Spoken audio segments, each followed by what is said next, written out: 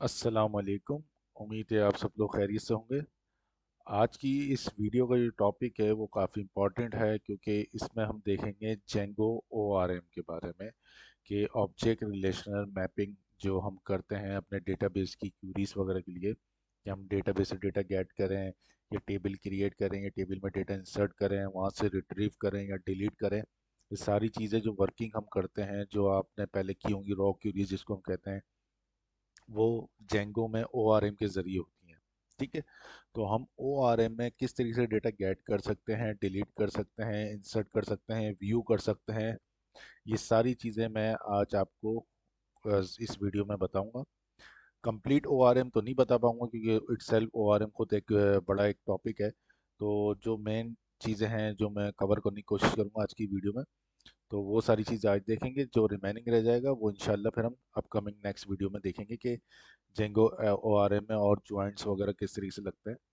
तो पहले बेसिक से स्टार्ट करते हैं बिल्कुल। अच्छा, ये मेरा एक कोई प्रोजेक्ट है। ठीक है, आप लोगों को शायद मॉडल्स वगैरह का भी आइडिया हो नहीं, लेकिन मैं जस्ट अभी जो मेरा मेनली फोकस है वो ये है कि आपको क्यूरीज बता दूं, क्यूरीज क्या काम करती हैं और कैसे करती हैं। ठीक है, तो बेसिकली हम जो ओ आर एम यूज़ करते हैं ऑब्जेक्ट रिलेशन मैपिंग, वो बेसिकली मॉडल्स पे लगाते हैं। मॉडल्स बेसिकली इट हमारे पास टेबल्स होते हैं, डेटाबेस में टेबल्स होते हैं, उनको हम कहते हैं मॉडल्स। तो मैं आपको दिखा देता हूँ कि हम किस मॉडल को टारगेट करेंगे और उसमें कौन कौन से टेबल्स हैं। जो हम प्रोजेक्ट बनाया हुआ है उसमें कौन कौन से टेबल्स हैं, उस टेबल्स के मॉडल्स को हम कॉल करके देन उसके अगेंस्ट हम क्यूरीज चलाएंगे। ठीक है, तो सबसे पहले आप अपना मेक श्योर कर लें आपका जैम सर्वर चल रहा हो, क्योंकि हमने इस प्रोजेक्ट में माई SQL यूज़ करा हुआ है। तो ये दोनों मेरे स्टार्ट हुए हैं, अपाची और माई SQL। तो आपने ये चीज़ पहले देख लेनी है। ठीक है, ये चल रहे हों फिर आपने अपना ब्राउज़र ओपन करना है। ब्राउज़र ओपन करने के बाद आपने यहाँ पे लोकल होस्ट ये लिख लेना, मेरे पास डेटाबेस पहले से सेव है। तो अब मैं यहाँ पे जा रहा हूँ मैट प्लस, ये मेरे प्रोजेक्ट का नाम है। ठीक है, इसमें मेरे पास यहाँ पे डॉक्टर और यहाँ पे पेशेंट और यहाँ पे कस्टम यूज़र, ये तीनों टेबल्स मेरे पास सेव हैं जिसके अगेंस्ट हम काम करें। मैं आपको दिखा भी देता हूँ। यहाँ कस्टम यूज़र अगर मैं ओपन करता हूँ इसको, तो यहाँ पे देखें हमारे पास अराउंड 19 रिकॉर्ड्स हैं। ठीक है, 19 रिकॉर्ड्स हैं हमारे पास यहाँ पे। अच्छा, अब सबसे पहले हम, ये आप देख रहे हैं ये मेरी एक एप्लीकेशन है अकाउंट्स की। ठीक है, इस अकाउंट्स की एप्लीकेशन के अंदर मॉडल्स डॉट पाई की फाइल है जो कि ये खुली हुई है मेरे पास, ओपन है, आप ये देख सकते हैं। इसके अंदर जो मॉडल्स के नाम है वो क्या क्या है। कस्टम यूज़र, जो कि मैंने अभी टेबल खोला हुआ है, ये कस्टम यूज़र का है। ठीक है, आप यहाँ देख सकते हैं नाम कस्टम यूज़र। ठीक है, अकाउंट्स जो कि मेरी एप्लीकेशन बता रहा है, अंडरस्कोर उसके साथ कस्टम यूज़र, इट्स मीन कि ये कस्टम यूज़र मेरे मॉडल का नाम है, टेबल का नाम है। ठीक है, तो ये रहा कस्टम यूज़र। और उसके बाद हमारे पास डॉक्टर आ जाता है। डॉक्टर का भी मैं आपको दिखा देता हूँ। यहाँ पे अगर मैं डॉक्टर का टेबल खोलता हूँ, open link in new tab, तो यहाँ मेरे पास डॉक्टर के रिकॉर्ड्स आ गए हैं। और इसी तरह मेरे पास एक और होगा पेशेंट का। ठीक है, यहाँ पेशेंट का, और ये उसकी फील्ड से कि टेबल्स में कौन कौन से कॉलम बने हुए हैं। तो यहाँ पे एक और पेशेंट का भी टेबल है। ठीक है, अब मैंने आपको ये सामने ये तीनों खोल दिए हैं। ठीक है, अब ये तो यहाँ डेटाबेस में दिख रहे हैं, लेकिन हम अपने टर्मिनल से या ORM के ज़रिए मैं आपको शेल पे सारी कमांड चला के दिखाऊंगा ताकि आपका डेटा जो और रिट्रीव करके आ भी रहा हो वो भी डिस्प्ले हो रहा हो, ताकि आप उसको ईजिली देख सकें और अंडरस्टैंड कर सकें। ठीक है, तो अब हम आ जाते हैं, सबसे पहले अपने टर्मिनल ओपन करते हैं। ठीक है, टर्मिनल ओपन करने के बाद हमारा जो सबसे पहला काम है, वो हमारा काम क्या है कि हम शेल ओपन करना है पाइथन का ना। तो उसकी क्या कमांड है, पाइथन मैनेज डॉट पाई शेल। ठीक है, ये शेल खुल जाएगा यहाँ पे, ये देखें ये शेल चल गया है। अच्छा, अब जैसे मैंने बताया मॉडल्स कहाँ पड़ा हुआ है, अकाउंट्स की एप्लीकेशन, तो मुझे पहले उसको इंपोर्ट करना पड़ेगा यहाँ शेल पे। फ्रॉम अकाउंट्स, जो मेरी एप्लीकेशन का नाम है, डॉट मॉडल्स, उसमें जो मॉडल्स की फाइल है उसमें से मुझे इंपोर्ट करना है क्या क्या चीज़ें। मुझे इंपोर्ट करना है पेशेंट, पेशेंट का टेबल। ठीक है, मुझे उसमें से इंपोर्ट करना है डॉक्टर का टेबल। मुझे उसमें से इंपोर्ट करना है कस्टम यूज़र, कस्टम यूज़र। ठीक है, ये मेक श्योर कर लीजिए आप लोग नाम सही लिखें। ठीक है, ये पेशेंट ये रहा, और डॉक्टर आएगा यहाँ पे, ये रहा डॉक्टर, और कस्टम यूज़र आएगा यहाँ पे, ये कस्टम यूज़र। ठीक है, हम ये तीनों चीज़ें मैंने यहाँ इंपोर्ट कर ली। इसके बाद कर देता हूँ इंटर। अगर कोई एरर होगा तो यहाँ पे एरर दे देगा, अदरवाइज ये आगे बढ़ेगा, मतलब कोई एरर नहीं है। अच्छा, अब हम देखते हैं मेरे पास जो ये कस्टम यूज़र का टेबल है पहले, ठीक है, हम इसको देख लेते हैं कि इसका सारा रिकॉर्ड जितना है 19 रिकॉर्ड है मेरे पास, ठीक है। अब मैं चाह रहा हूँ ये सारा का सारा गेट करूँ। तो ओ आर एम में इसको गेट कैसे करते हैं, इसको मैं एक वेरिएबल में सेव कर लेता हूँ इसकी क्यूरी को, रिजल्ट इक्वल टू किस टेबल में है, किस मॉडल में हम टारगेट कर रहे हैं, कस्टम यूज़र, तो लिखूँ कस्टम यूज़र डॉट ऑब्जेक्ट्स, ठीक है। ये सिंटैक्स याद कर लिया, फर्स्ट जो है मॉडल का नाम है, उसका डॉट ऑब्जेक्ट्स डॉट ऑल लिखूंगा तो ये जितना रिकॉर्ड इसमें मौजूद होगा ना वो सबका सब दिखा देगा यहाँ पे। अब इसने इसका सारा रिकॉर्ड गेट करेगी, इसमें से पहले रिजल्ट में, अब मैं आर ई एस लिखूंगा तो ये मुझे डिस्प्ले कर देगा जितना रिकॉर्ड होगा मेरे पास। अ, अच्छा, ये यहाँ पे मुझे दे रहा है error, custom user object has no attribute email, just hold on.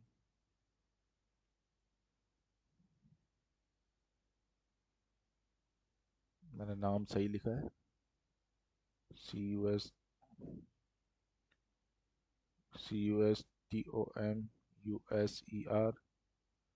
Dot objects dot all. Okay, चले हम दूसरा देख लेते हैं। R E S equal to doctor doctor dot objects dot all, ठीक है। अब हम लिखते हैं आर ई एस, तो ये इसने मुझे बता दिया डॉक्टर के टेबल में मेरे पास कितने रिकॉर्ड मौजूद है, दो रिकॉर्ड मौजूद है, एक डॉक्टर का नाम है सैयद और एक डॉक्टर का नाम है डेविड। तो हम जाके देखते हैं अपने डॉक्टर के टेबल में, तो यहाँ डॉक्टर के टेबल में है तो यहाँ पे देखिए सैयद और डेविड ये दोनों फर्स्ट नेम मेंशन कर रहे हैं यहाँ पे, ठीक है, क्योंकि मैंने उसकी जो लिखा हुआ है, जो मैंने आपको स्पेशल फंक्शंस बताए थे, अगर मैं आपको डॉक्टर की टेबल्स में जाके दिखाऊं कि जब भी मैं इसको कॉल करूँ तो उसने क्या रिटर्न करना है, यहाँ पे मैंने लिखा होगा ये देखें, return self dot first name, तो ये जस्ट उसका फर्स्ट नेम दे रहे हैं यहाँ पे, ये देख रहे हैं सैयद और डेविड, ये फर्स्ट नेम आ रहे हैं। अगर आपको टेबल में जाके देखो फर्स्ट नेम की कॉलम ये रहा, पहले वाले का सैयद है और दूसरे वाले का डेविड है। अच्छा, इसी तरीके से हमारे पास आ जाता है रिजल्ट टू के नाम से एक वेरिएबल ले लेता हूँ मैं, यहाँ पे रिजल्ट टू के नाम से वेरिएबल ले लेता हूँ। उसमें मैं patient, PATIENT patient dot objects dot gate dot all कर देता है, ठीक है, ताकि मेरे पास सारे पेशेंट्स आ जाए। RES2 लिखता हूँ तो यहाँ मुझे सारे पेशेंट की लिस्ट दे दी, patient A patient A patient A, ये बेसिकली उसके भी फर्स्ट नेम ही होगा। यहाँ अभी पेशेंट के टेबल में जाकर देखें ये फर्स्ट नेम आ रहा है, ए के नाम से मेरे पास 8 रिकॉर्ड है, तो 8 के 8 रिकॉर्ड इसने मुझे यहाँ पे डिस्प्ले करा के दिखा दिया, ठीक है। अच्छा, अभी मुझे देखना पड़ेगा कि इसमें एरर कस्टम यूज़र में क्यों दे रहा है, वैसे देना तो नहीं चाहिए इसको। अच्छा, अब ये तो हो गया कि सारा का सारा रिकॉर्ड लेकर, लेकिन अगर मुझे कोई स्पेसिफिक रिकॉर्ड चाहिए, मुझे अगर कोई स्पेसिफिक रिकॉर्ड चाहिए अपना, कि मुझे खाली इंडिविजुअल किसी उसका चाहिए, तो मैं एक वेरिएबल रिजल्ट 3, हम कस्टम यूज़र को ही टारगेट करते हैं, ठीक है। Custom user dot objects dot gate, अच्छा गेट के अंदर हम स्पेसिफिक देते हैं आपको क्या चाहिए, तो हम उसको यूनिक बताएंगे कि कौन सी आईडी चाहिए हमें, वेयर आईडी, फॉर एग्जांपल मैंने ये लास्ट एंट्री की थी 19 की, तो मैं आईडी देता हूँ 19, ठीक है, आईडी का कॉलम है ये, सही है। तो यहाँ पे जो आईडी लिखा है ये कॉलम का नाम है और उसके आगे उसकी वैल्यू दे दूँ 19।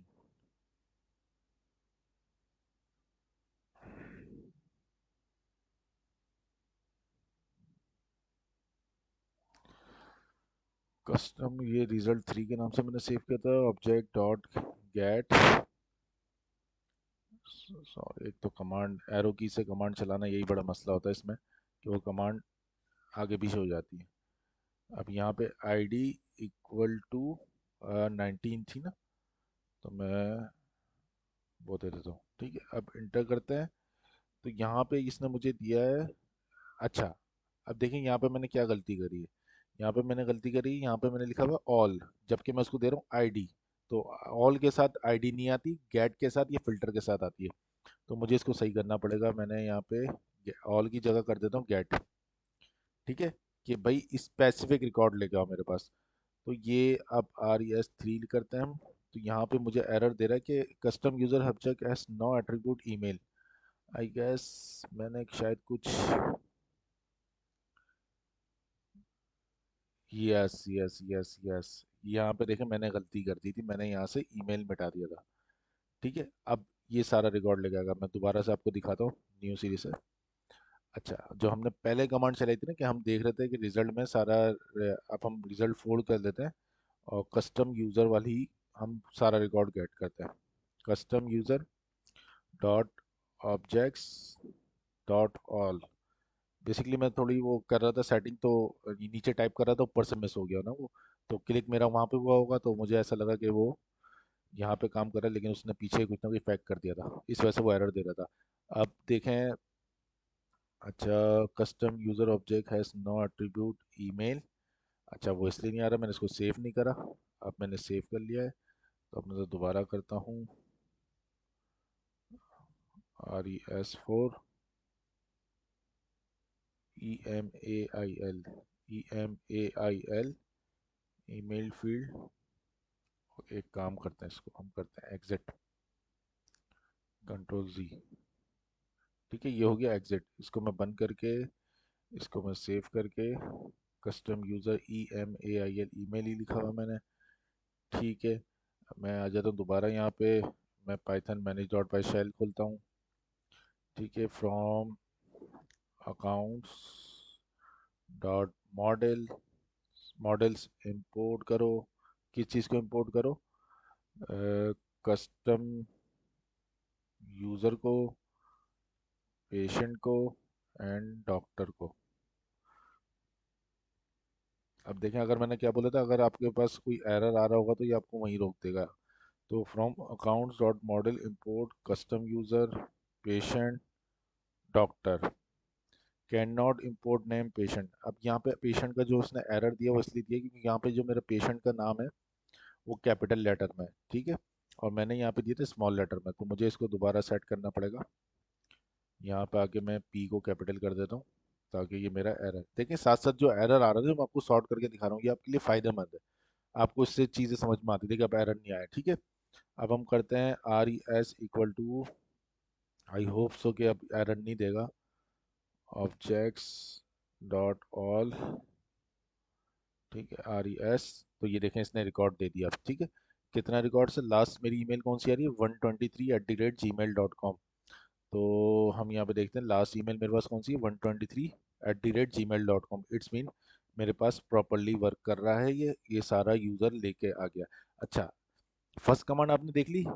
आपने मॉडल का नाम लिखना है, आपने जो आपका मॉडल जिसमें से आप गेट कर रहे हैं, डॉट ऑब्जेक्ट्स। अच्छा, डॉट ऑब्जेक्ट्स हर उसमें आए, हर क्यूरी में आएगा, ठीक है।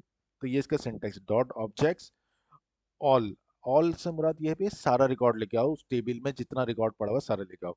लेकिन अगर कोई स्पेसिफिक रिकॉर्ड देखना है मैं, तो मैं जैसे बोल देता हूँ result1 इक्वल टू कस्टम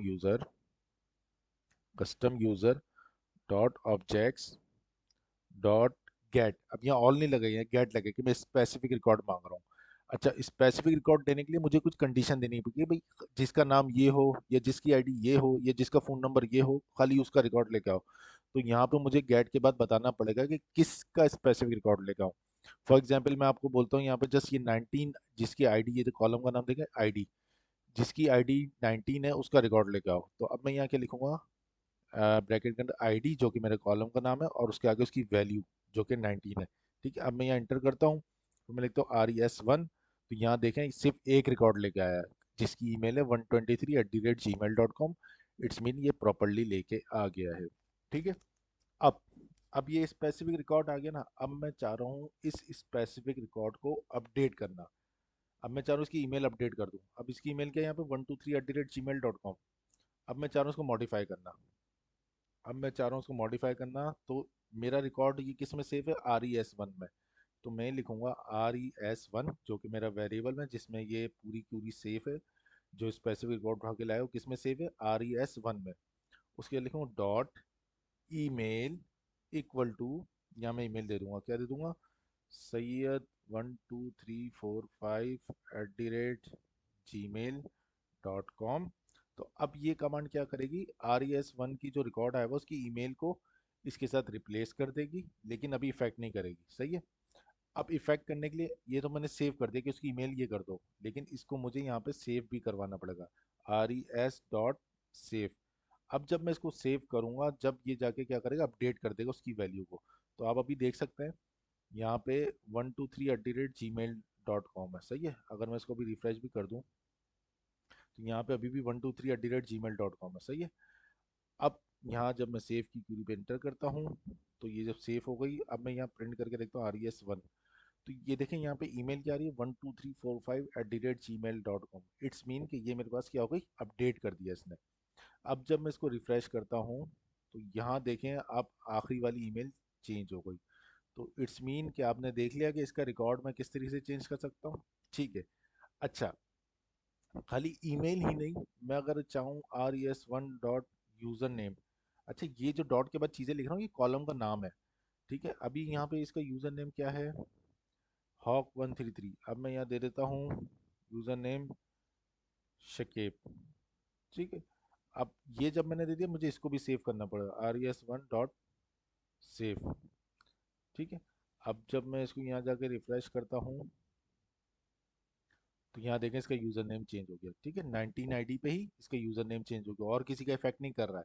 ये खाली उसी का कर रहा है जिसको मैंने खाली गेट करा है, स्पेसिफिक। ठीक है। तो आपने अभी दो क्यूरी सीख ली।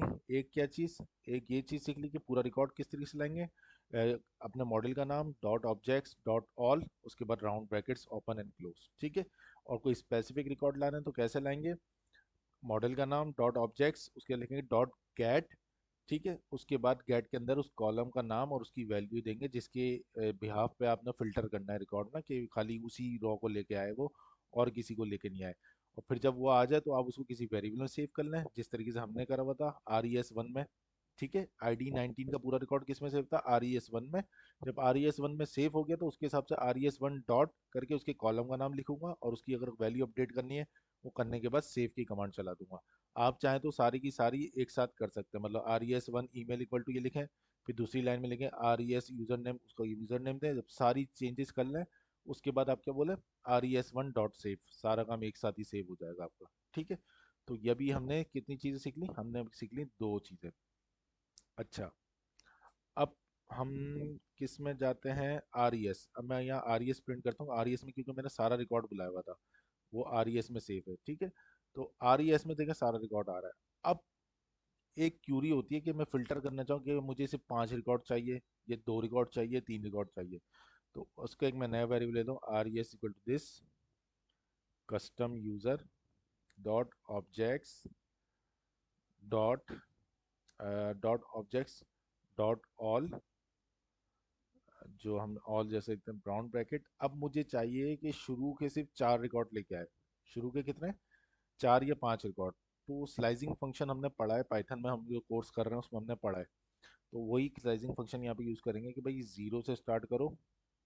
ठीक है। और 5 तक जाओ, मतलब 5 एक्ट करेगा n-1 की तरह। ठीक है। तो n-1 तो मतलब 4 तक, तो 0 से 4 तक, इट्स मीन मेरे पास 5 रिकॉर्ड आएंगे यहाँ पे। अब ये करा, RES2 करा मैंने यहाँ पे, तो ये अब देख सकते हैं कितने रिकॉर्ड आए, 1, 2, 3, 4 और 5। जबकि मेरे पास कितने 19 रिकॉर्ड पड़े हुए हैं डेटाबेस में। जस्ट ये लेके कौन सा है, 5, शुरू के 5 आप देख सकते हैं, 1 से लेके 5 तक। 5 की आईडी क्या है, शाहिद खान। ठीक है। तो यहाँ पे मेरे पास कितना रिकॉर्ड आया है, यहाँ पे देखें शाहिद खान वाली आई है, 5 रिकॉर्ड है, मतलब शुरू से लेके 5 तक रिकॉर्ड आ गया मेरे पास यहाँ पे। ठीक है। तो इस तरीके से भी आप इसको स्लाइसिंग फंक्शन, जो प्रॉपरली हम डिक्शनरी या लिस्ट वगैरह में यूज़ कर रहे थे या स्ट्रिंग के लिए हम यूज़ करते हैं, वही स्लाइसिंग फंक्शन हम यहाँ पे यूज़ कर सकते हैं अगर कोई स्पेसिफिक रिकॉर्ड्स चाहिए हो आपको। ठीक है, ये 3 चीज़ें मैंने आपको बता दी। अच्छा, अब अगर आपने कोई रिकॉर्ड डिलीट करना है, ठीक है, अब आपने कोई रिकॉर्ड डिलीट करना है। अब RES1 में मैंने 19 की क्यूरी लिखी हुई थी ना। अब मैं यहाँ RES1 करता हूँ तो RES1 में ये आ रहा है। अब मैं करता हूँ RES1 डॉट DELETE। ठीक है। तो RES1 अकाउंट 1 डिलीट हो गया है। अच्छा, कैसे हुआ है, अब हम यहाँ पे देखते हैं 19 का रिकॉर्ड था। अब हम यहाँ पे आते हैं तो देखें अब 18 रह गया, 19 वाला डिलीट हो गया। तो सिंपल से डिलीट की कमांड क्या थी कि मुझे जो रिकॉर्ड चाहिए उसको मैं गेट करूँ पहले, जैसे आईडी दे के 19 मैंने गेट कर लिया एक वेरिएबल में, उस वेरिएबल के साथ डॉट डिलीट का फंक्शन कॉल कर लूँ। तो वो क्या करेगा, डिलीट कर देगा डेटाबेस से रिकॉर्ड हमारा। ठीक है, तो हमने अभी तक क्या देख लिया, डेटा हम किस तरीके से पूरा रिकॉर्ड एक साथ क्या आ रहे हैं, लेके आ रहे हैं। फिर हमने ये देखा कोई स्पेसिफिक रिकॉर्ड चाहिए, तो वो भी हमने ले लिया। फिर हमने देखा कि हम उसको डिलीट कैसे करेंगे, तो डिलीट की कमांड चला के हमने उसको डिलीट कर दिया। ठीक है। अच्छा, कुछ चीज़ें होती होती जो हमें फ़िल्टर करनी होती है कि फ़िल्टर में देखिए, गेट में आपको सिंगल रिकॉर्ड देगा, लेकिन फ़िल्टर में आपको एक से ज़्यादा रिकॉर्ड देगा। फॉर एग्जांपल, मेरे पास ये डेटाबेस अभी कितने यूज़र मौजूद है इसमें, 18। मैं चाह रहा हूँ कि ये देख रहे रोल आईडी आ रही है 222 1 1 1। अब मेरे पास वन के कितने रिकॉर्ड है, 1 2 3। ठीक है, और टू के बाकी सारे रिकॉर्ड है। तो मैं चाह रहा हूँ खाली मेरे पास वो रिकॉर्ड लेके आओ जिसकी रोल आईडी 1 हो।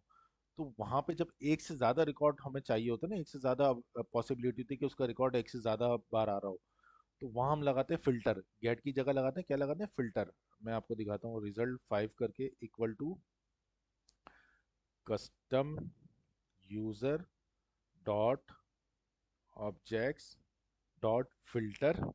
देखिए यहाँ गेट नहीं लिखा, यहाँ मैंने फिल्टर। किसको फिल्टर करो, जो मेरे कॉलम का नाम था role underscore I D, equal to, मैं चाह रहा हूँ वन वाले का रिकॉर्ड देखें पहले। वन वाले का हमारे पास कितना आ रहा है, 3 रिकॉर्ड। तो यहाँ मैंने लिख दिया ये। अब मैं कर रहा हूँ RES 5, तो यहाँ मेरे पास कितना रिकॉर्ड लिखा है, 1 2 3। ठीक है। अब आप यहाँ पे मैंने आपको दिखा दी कि 1 2 3, ये 3 रिकॉर्ड है मेरे पास जिनकी रोल आईडी 1 है। तो क्या हुआ, एक से ज़्यादा रिकॉर्ड लेके आ गए। लेकिन अगर मैं यही काम करके दिखाऊँ आपको उसके साथ, गेट के साथ, तो हमें यहाँ पे एरर आ जाएगा कि भाई एक से ज़्यादा अक्रेंस हो रही है इसकी ना।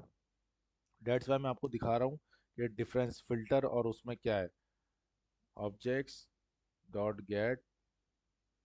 गेट के साथ क्या करना है, हमने वही लिखना है, role ID, role underscore I D equal to 2। अब टू की रोल आईडी के बहुत सारे रिकॉर्ड है मेरे पास। मैं 18 में से 3 हटा दूं तो 15 रिकॉर्ड है मेरे पास। लेकिन गेट हमारा क्या करता है, सिंगल रिकॉर्ड लेके आता है। अगर मैं गेट के साथ वो कंडीशन दूंगा कि जिसमें एक से ज़्यादा रॉस मौजूद हैं, मतलब रोल आईडी 2 की तो बहुत सारी रॉस है ना मेरे पास, तो यहाँ पे मुझे एरर दे देगा। तो इस सिनेरियो में मुझे क्या यूज़ करना था, फिल्टर, लेकिन मैंने क्या यूज़ कर दिया, गेट। तो यहाँ पे मुझे एरर जनरेट हो जाएगा। देखिए एरर दे रहा है, type object custom user object has no attributes objects. अच्छा, यहाँ पे जो एरर आया ना, वो एरर कुछ और आया है। वो एरर अभी वाला नहीं आया कि एक से ज़्यादा रिकॉर्ड्स हैं। यहाँ बोल रहा है ऑब्जेक्ट्स, क्योंकि मैंने ओ कैपिटल लिख दिया इसका, मुझे ओ स्मॉल करना है। ठीक है, एरर भी पढ़े पढ़ें, उसके बाद अपना फैसला लें। ठीक है, तो ये टाइपिंग मिस्टेक हो गई, हो सकती है, सबसे हो सकती है। अब जो एरर आया, अब दूसरा आया, पहले क्या आ रहा था, दूसरा, अब क्या है, दूसरा। क्यों, अब ये यहाँ पे दे रहा होगा, देखें, accounts model custom user multiple object returns, return more than one custom user, it return 15। मतलब ये बता रहा है कि 15 रिकॉर्ड हैं भाई जिसकी आपने आईडी दी है कि get role ID equal to 2 हो, उसके 15 रिकॉर्ड मेरे पास आ रहे हैं। तो मैं गेट में सिर्फ एक रिकॉर्ड दिखा सकता हूँ, 15 नहीं दिखा सकता, इसलिए यहाँ पे एरर दिखा दिया इसने। लेकिन यही कंडीशन अगर मैं फिल्टर के साथ लगाऊं, अगर यही कंडीशन मैं फिल्टर के साथ कर दूं, यहाँ मैं गेट मिटा के फिल्टर कर दूं, तो ये मुझे अब एरर नहीं देगा। क्यों, क्योंकि फिल्टर हमारे पास वो फिल्टर उस सिनेरियो में लगाते हैं जब हमारे एक से ज़्यादा रॉस हो सेम कंडीशन की। देखिए अब इसने एरर नहीं दिया। अब मैं ये करता हूँ, तो ये मुझे शो कर देगा उसकी 15 की 15 रिकॉर्ड जिसमें रोल आईडी 2 है।